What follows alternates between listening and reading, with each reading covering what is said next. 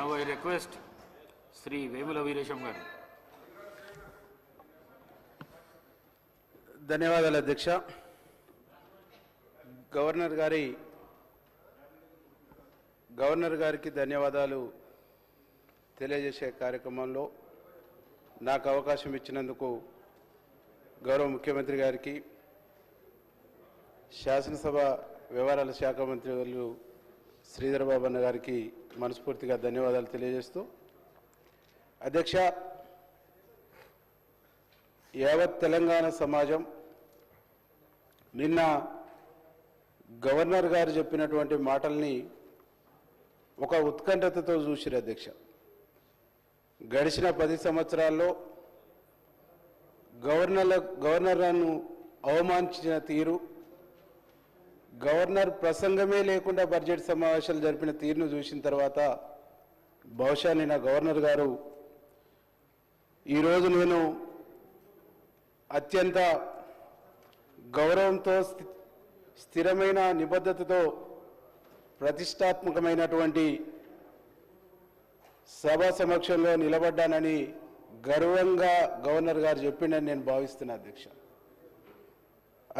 Governor గారు అంత నిండు మనసుతోని ఈ ప్రభుత్వం చేసినటువంటి, ఈ ప్రభుత్వం 14 నెలలుగా అందించినటువంటి సుపరిపాలనను ప్రస్తావిస్తుంటే అక్కడ అరుపులు కేకలు చూసి బయట ప్రజలు నవ్వుకుండ్రు అధ్యక్ష.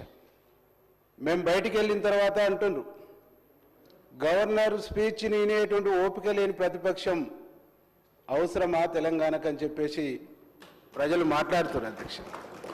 ప్రతిపక్షం అంటే గవర్నర్ ఏం చెప్తుండు, గవర్నర్ స్పీచ్లో ఏమొచ్చింది, ఇంకా ఏం రాలేదు, ఏం మార్పులు, ఏం చేర్పులు, ఏం సూచనలు చేయాలి ప్రభుత్వానికి అని చెప్పేసి విన్న తర్వాత మాట్లాడేటువంటి అవకాశం ఉంటుందని చెప్పేసి సమాజానికి తెలుసు అధ్యక్ష. దానికి భిన్నంగా నిన్న వాళ్ళు వ్యవహరించినటువంటి తీరు చూస్తే నిజంగా వాళ్ళు ఎంత భావదారిద్ర్యంలో ఉన్నారో, ఎంత గందరగోళంలో ఉన్నారో, ఎంత పదవి కోల్పోయిన తర్వాత, ప్రభుత్వం లేని తర్వాత ఎంత దీనమైన స్థితిలో ఉన్నారనేటువంటిది ప్రజలు అర్థం చేసుకున్నారు అధ్యక్ష. ముఖ్యంగా గవర్నర్ గారి స్పీచ్లో గడిచిన 14 నెలల్లో ఈ ప్రభుత్వం, మా ప్రభుత్వం, రేవంత్ రెడ్డి గారి ప్రభుత్వం, కాంగ్రెస్ ప్రభుత్వం ఈ రాష్ట్రంలో సంక్షేమ రంగానికి ఇచ్చినటువంటి ప్రాధాన్యతను, సంక్షేమ రంగానికి వేసినటువంటి పెద్దపీటను గడిచిన 10 సంవత్సరాల్లో ఈ రాష్ట్రాన్ని విధ్వంసం చేసి తీవ్రమైనటువంటి ఆర్థిక సంక్షోభంలోకి ఈ రాష్ట్రాన్ని నెట్టివేస్తే ఈ రాష్ట్రంలో ఆర్థిక సంక్షోభం నుంచి బయటపడేసి ప్రజలకు సంక్షేమాన్ని ఇవ్వడానికి మా ముఖ్యమంత్రి గారు జరిగిన నష్టాన్ని రిపేర్ చేస్తున్నటువంటి తీరును,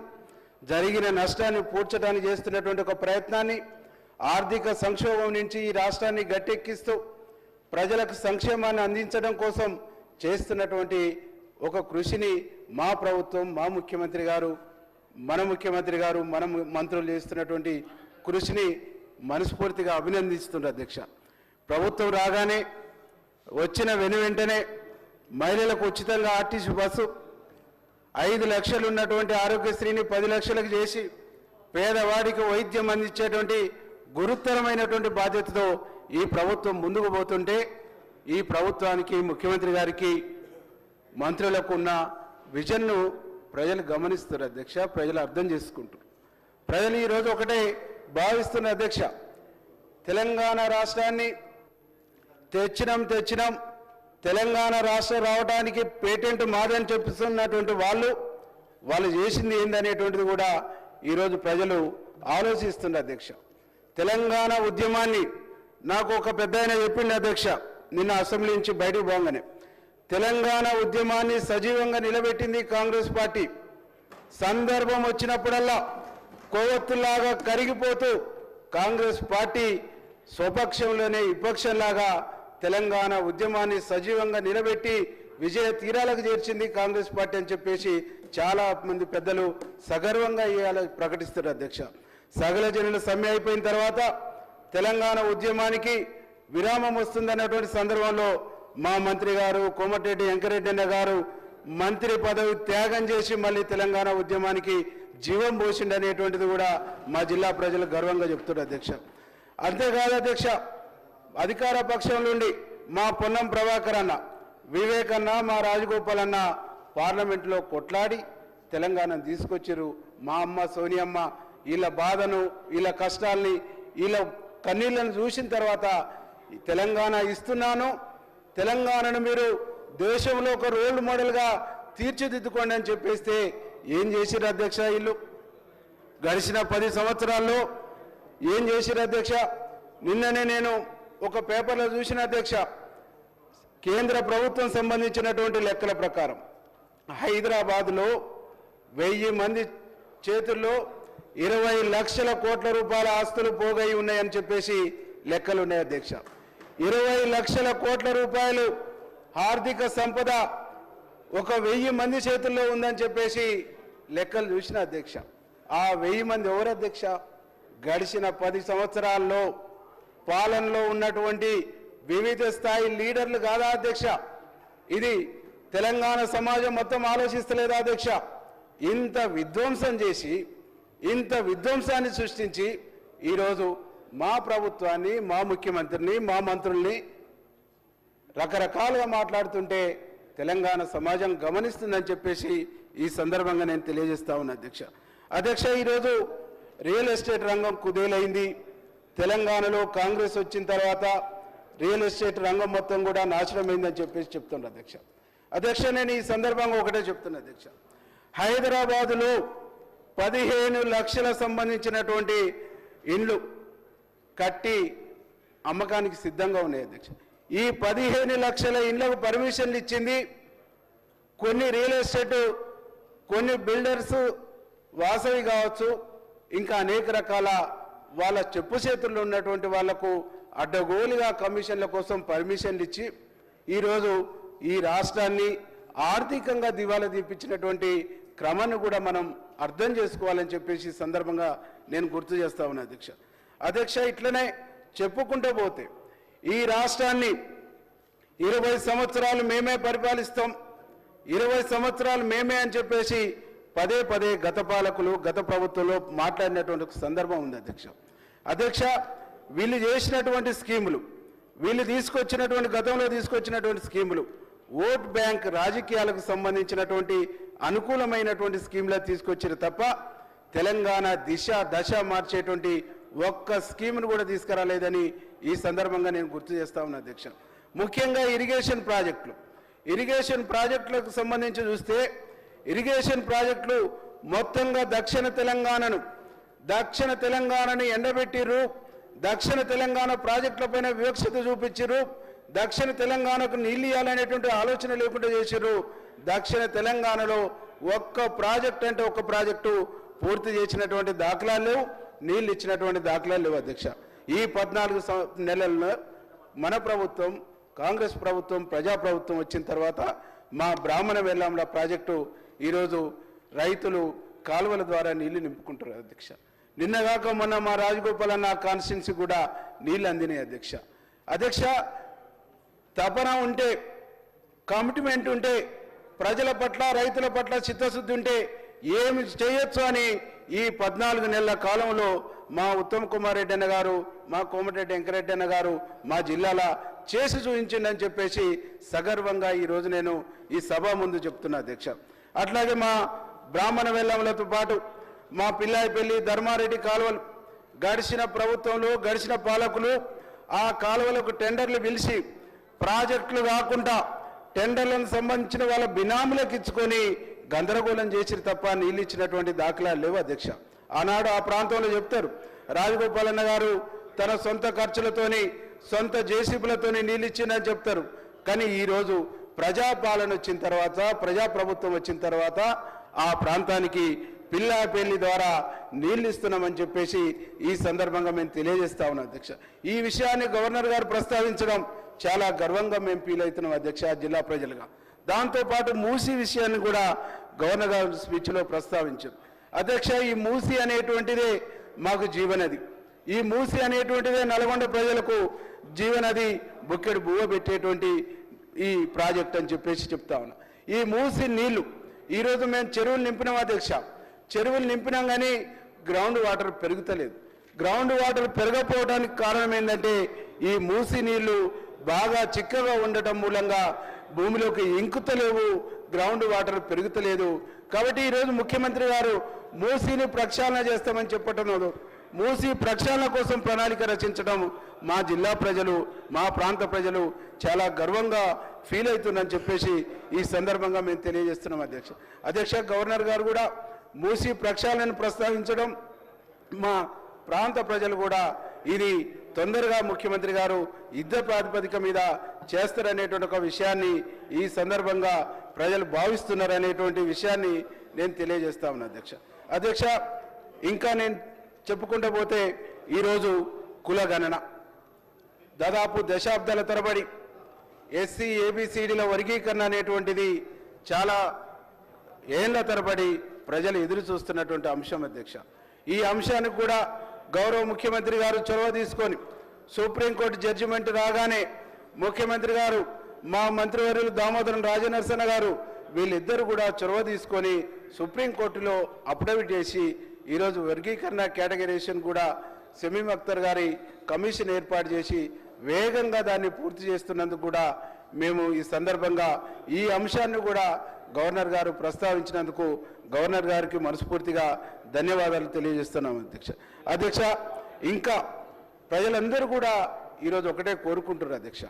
గౌరవనీయులు ముఖ్యమంత్రి గారు ఈ రాష్ట్రాన్ని, ఈ రాష్ట్ర ప్రభుత్వాన్ని ముందుకు తీసుకుపోతున్నటువంటి క్రమంలో, ముందుకు నడుపుతున్నటువంటి క్రమంలో సంక్షేమాలు ఒక్కటిగా సంక్షేమ పథకాలు అమలు చేస్తున్నటువంటి క్రమంలో ఎంత ఆర్థిక ఒత్తిడి ఉన్నా, ఎన్ని ఆర్థిక ఇబ్బందులున్నా 4 రోజులు ఆలస్యమైతే అయింది కానీ 6 గ్యారెంటీల్ని 100% ఇంప్లిమెంటేషన్ చేస్తామనేటువంటి ఒక విశ్వాసాన్ని, నమ్మకాన్ని ప్రజలకు కల్పించిందనేటువంటి విషయాన్ని ఈ సందర్భంగా నేను గుర్తు చేస్తా ఉన్నా అధ్యక్ష. రైతులకు సంబంధించి రుణమాఫీ, రైతులకు సంబంధించినటువంటి రుణమాఫీ ఏకకాలంలో 20,000 కోట్ల రూపాయల వరకు రుణాలు మాఫీ చేసినటువంటి ప్రభుత్వం బహుశా దేశంలోనే తెలంగాణ ప్రభుత్వం అని చెప్పేసి సగర్వంగా ఈ సందర్భంగా నేను గుర్తు చేస్తా ఉన్నా అధ్యక్ష. గతంలో రుణమాఫీ చేసిరు, ఆ రుణమాఫీ కూడా 4 విడతలుగా చేసిరు. అయినటువంటి రుణమాఫీ కూడా 90% వడ్డీలకు సరిపోయింది తప్ప రైతులకు ఒనగురింది కూడా ఏం లేదు. దాంతో పాటుగా రైతులకు ఇచ్చినటువంటి గతంలో రైతు బంధు మెజార్టీ కూడా కంపెనీలకు ఇచ్చిర్రు, రియల్ ఎస్టేట్ వెంచర్లకు ఇచ్చిర్రు, 100 ఎకరాలకు సంబంధించినటువంటి ఫామ్ హౌస్లకు ఇచ్చిన తప్ప రైతులకు ఇచ్చింది నామమాత్రమే అని చెప్పేసి ఈ సందర్భంగా గుర్తు చేస్తామని అధ్యక్ష. మా ప్రభుత్వం, మన ప్రభుత్వం ఈరోజు సగర్వంగా వ్యవసాయం చేస్తున్నటువంటి ప్రతి రైతుకు ప్రతి ఇంచు భూమికి ఇస్తామని చెప్పేసి ముఖ్యమంత్రి గారు ప్రకటించడం చాలా సంతోషంగా ప్రజలు భావిస్తుందని చెప్పేసి ఈ సందర్భంగా నేను గుర్తు చేస్తా ఉన్నా అధ్యక్ష. ఈరోజు దీంతో పాటుగా ఉద్యోగాల అధ్యక్ష, తెలంగాణ ఉద్యమం నడిచిందే నీళ్లు, నిధులు, నియామకాలు. గడిచిన ప్రభుత్వంలో ఉద్యోగ నోటిఫికేషన్లు వాళ్ళే వేయటం, వాళ్ళే ఇంకోరితో కోర్టులో కేసులు వేపించడం అధ్యక్ష. గ్రూప్ 1 అట్నే అయింది, డిఎస్సి అట్నే అయింది, గ్రూప్ 2 కూడా అట్నే అయింది అధ్యక్ష. మన ప్రభుత్వం ఈరోజు ప్రజాప్రభుత్వం, ప్రజాపాలన వచ్చిన తర్వాత ఉద్యోగ నోటిఫికేషన్లతో పాటు డిఎస్సిని 4 నెలల్లోనే నోటిఫికేషన్ వేసి ఉద్యోగ నియామకాలు కూడా చేపట్టినటువంటి ఘనత తెలంగాణ ప్రభుత్వాన్ని, ముఖ్యమంత్రి గారిది అని చెప్పేసి ఈ సందర్భంగా నేను తెలియజేస్తా ఉన్నా అధ్యక్ష. గ్రూప్ 1 పరీక్షలు కూడా, గ్రూప్ 2, గ్రూప్ 1 కూడా రిజల్ట్ ఇచ్చింది. త్వరలో ఆ నియామకాలు కూడా చేపట్టబోతా ఉన్నారు. ఉద్యోగ నియామకాల్లో కూడా వేగంగా ఈ ప్రభుత్వం ముందుకు పోతుందని చెప్పేసి ఈ సందర్భంగా తెలియజేస్తా ఉన్నా అధ్యక్ష. గతంలో గురుకుల పాఠశాలలని ఆర్భాటంగా చెప్పారు, ఇన్ని పెట్టినాం అన్ని పెట్టినామని చెప్పారు. ఆ గురుకుల పాఠశాలకు ఒక్కదానికి కూడా సొంత బిల్డింగ్ లేదు అధ్యక్ష. ఒక్క బిల్డింగ్ కూడా కాంపౌండ్ వాల్స్ లేవు అధ్యక్ష. అద్దె భవనాలలో, ఇరుకిరుకు గదులలో విద్యార్థులు గందరగోళమైనటువంటి పరిస్థితుల్లో జీవనం గడుపుతున్నటువంటి తీరును చూసి మన ప్రభుత్వం, ప్రజాప్రభుత్వం, ప్రజాపాలన వచ్చిన తర్వాత ఈరోజు 200 కోట్లతోని ఇంటిగ్రేటెడ్ గురుకుల పాఠశాలల్ని ఏర్పాటు చేయటం అనేటువంటిది ఎస్సీ ఎస్టీ బీసీ మైనార్టీ వర్గాలకు ఈ ప్రభుత్వం ఇస్తున్నటువంటి సమున్నతమైనటువంటి గౌరవంగా ఈరోజు మేము భావిస్తున్నాం అధ్యక్ష.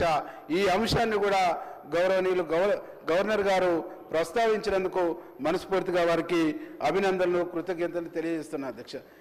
ఇంకా గవర్నర్ గారు ఇంకో కొన్ని విషయాలను కూడా ప్రస్తావించవలసి ఉండే అధ్యక్ష. అప్పటికే గవర్నర్ గారు ఈ ప్రభుత్వం చేస్తున్నటువంటి అనేక అభివృద్ధి సంక్షేమ కార్యక్రమాల్ని ప్రజల ముందుకు తీసుకొస్తున్నటువంటి సందర్భంలో గవర్నర్ గారి స్పీచ్ని రకరకాలుగా వక్రీకరిస్తూ మీడియా పాయింట్లో ఒక బాధ్యత కలిగినటువంటి వ్యక్తులు 10 సంవత్సరాలు మంత్రులుగా ఉన్నటువంటి వాళ్ళు మాట్లాడటం అంటే ఈరోజు తెలంగాణ సమాజం యావత్తు తలదించుకునేటువంటి పద్ధతిలో వాళ్ళ మాటలు ఉన్నాయని చెప్పేసి ఈ సందర్భంగా నేను గుర్తు చేస్తున్నా అధ్యక్ష. ఏం మాట్లాడతారు అధ్యక్ష? గవర్నర్ గారు మాట్లాడుతున్నటువంటి స్పీచ్ గవర్నర్ గారు సావు డప్పు కొడతాడేమనుకున్నాం, కానీ ఈరోజు డీజే తీసుకొని వచ్చింది అంటారు అధ్యక్ష. ఏం మాటలు అధ్యక్ష ఇవి? ఏం భాష అధ్యక్ష వీళ్ళది? ఈరోజు మా మంత్రులు కానీ మా ముఖ్యమంత్రి గారు మాట్లాడితే భాష గురించి మాట్లాడతారు అధ్యక్ష. వారు మాట్లాడిన భాష ఏంది అధ్యక్ష? గవర్నర్కి వాళ్ళు ఇస్తున్నటువంటి గౌరవం ఏంది అధ్యక్ష? దీన్ని యావత్ తెలంగాణ సమాజం వాళ్ళ అహంకారాన్ని, వాళ్ళ దుర్మార్గమైనటువంటి భాషని, వాళ్ళ అహంకారపూరితమైనటువంటి ధోరణిని ఈరోజు తెలంగాణ సమాజం గమనిస్తుందని చెప్పేసి ఈ సందర్భంగా నేను గుర్తు చేస్తా ఉన్నా అధ్యక్ష. ఇంకా కల్లు గీత కార్మికులకు సంబంధించి మా పొన్నం ప్రభాకర్ అన్న గారు వారిని ప్రమాద బారి నుంచి రక్షించడానికి ఈరోజు వాళ్ళ గీతా కార్మికులకు సంబంధించి కాటమయ కిట్లు ఇచ్చి దాని ద్వారా వాళ్ళ ప్రమాద బారి నుంచి రక్షించేటువంటి ఒక గొప్ప ప్రయత్నాన్ని కూడా ఈ రాష్ట్ర ప్రభుత్వం చేస్తుందనేటువంటి విషయాన్ని ఈ సందర్భంగా గుర్తు చేస్తూ ఉన్నది అధ్యక్ష. ఇంకా తెలంగాణలో పారిశ్రామిక రంగాన్ని ముందుకు తీసుకుపోవాలని పెద్దలు గౌరవనీయులు ముఖ్యమంత్రి అట్లాగే మా మంత్రివర్యులు శ్రీధర్ బాబన్న గారు దావోసు పర్యటనకు వెళ్ళి 1,78,900 కోట్ల పైచలకు నిధులు తీసుకొచ్చి ఇక్కడ యువతీ యువకులకు ఉద్యోగ ఉపాధి అవకాశాలు కల్పించేటువంటి ఒక గొప్ప ప్రయత్నాన్ని చేస్తున్నటువంటిది సగర్వంగా ఈరోజు మేము చెప్పదలుచుకున్నాం అధ్యక్ష. గతంలో ఇంత పెద్ద ఎత్తున పారిశ్రామిక రంగానికి ఇంత పెద్ద ఎత్తున పెట్టుబడులు వచ్చినటువంటి దాఖలాలు గతంలో ఎప్పుడు కూడా లేవు అధ్యక్ష. గతంలో అనేక ఐటీ సంబంధించినటువంటి నిపుణులను చెప్పుకున్నటువంటి వాళ్ళు, ఐటీ రంగంలో మేము గొప్పలమని చెప్పుకున్నటువంటి వాళ్ళు చేసినటువంటి ప్రయత్నం చాలా శూన్యం అని చెప్పేసి ఈ సందర్భంగా నేను గుర్తు చేస్తా ఉన్నా అధ్యక్ష. ఈరోజు ఈ రాష్ట్రంలో మా ప్రభుత్వం ప్రజాపాలన వచ్చిన తర్వాత ఇలా ఈ రాష్ట్రాన్ని అభివృద్ధి పదంలో తీసుకుపోవడంతో పాటు దేశానికి తెలంగాణను ఒక రోల్ మోడల్గా ఇచ్చేటువంటి ఒక ప్రయత్నాన్ని మా ప్రభుత్వం, మా ముఖ్యమంత్రి గారు, మా మంత్రులు చేస్తున్నటువంటి ఒక సత్యాన్ని ఈ సందర్భంగా నేను గుర్తు చేస్తా ఉన్నా అధ్యక్ష.